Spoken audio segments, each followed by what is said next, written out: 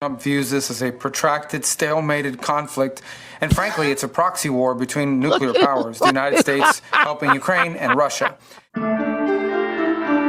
All right. Remember when people who claimed that the U.S. was fighting a proxy war against Russia and Ukraine were accused of spreading Russian propaganda? Just by saying it's a proxy war, you were accused of spreading Kremlin talking points. Yes, I remember. Well, guess who's now spreading Kremlin talking points?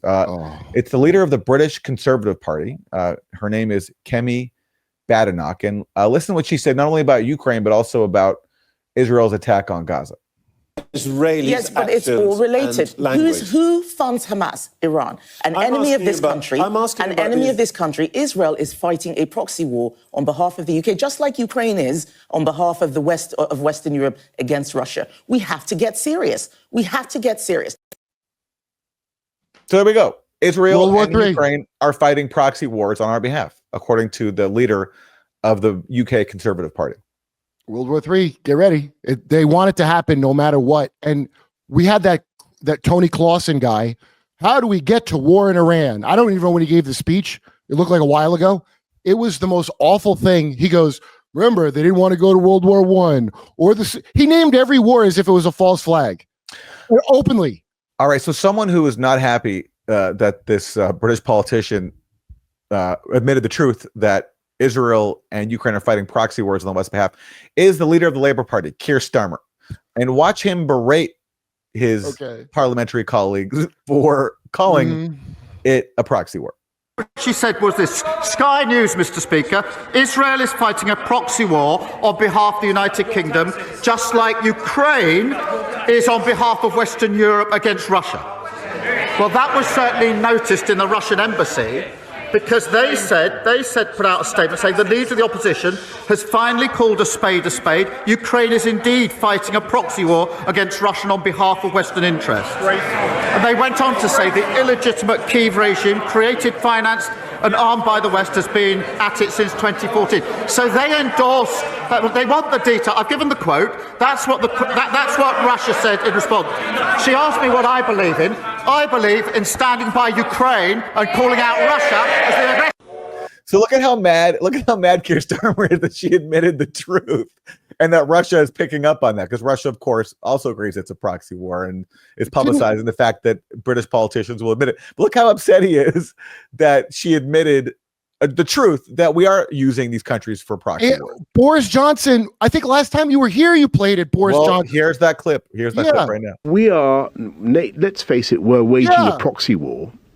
We're waging a proxy war, but we're not giving our proxies the ability to do the job. And for years and years now, we've been allowing them to fight with one hand tied behind their backs, and it has been cruel.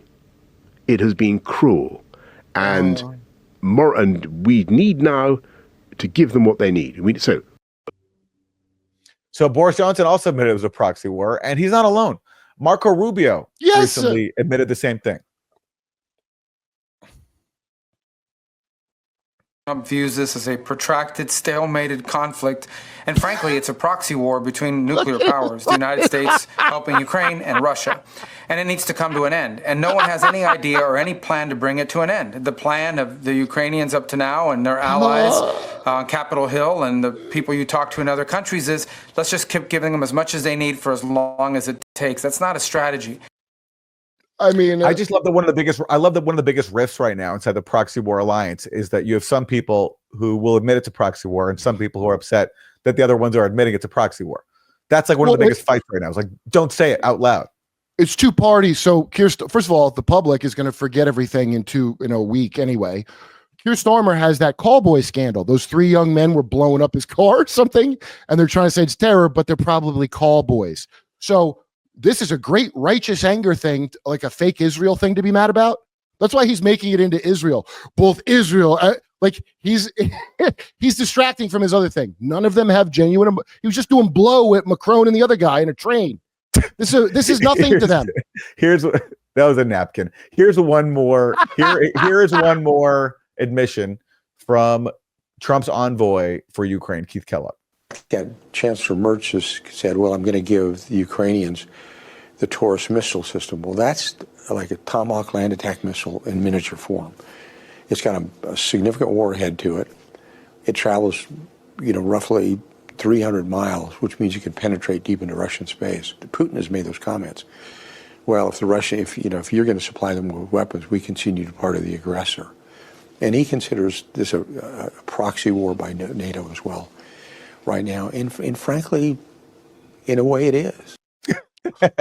Frankly, it is kind of a proxy war. Yeah, it is. It is. Who watches these people? See, since I worked on Jimmy's show, and I didn't pay attention to this stuff before, but I just have a good memory for when something upsets me or makes me laugh.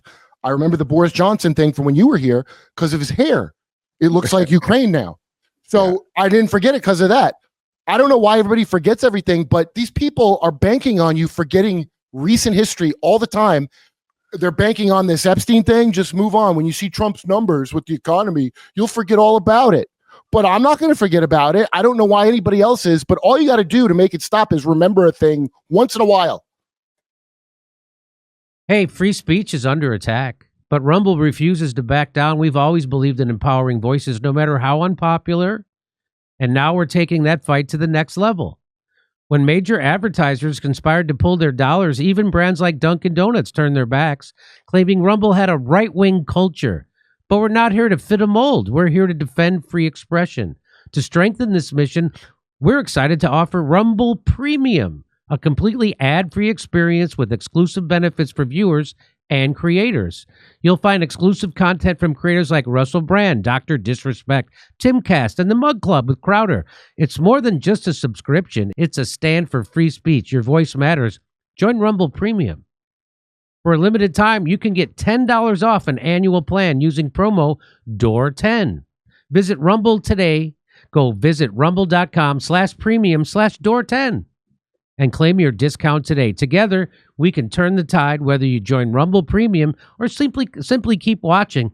Your support helps keep free speech alive. Come see us on tour in Glasgow, Manchester, Belfast, Dublin, Liverpool, Birmingham, and London.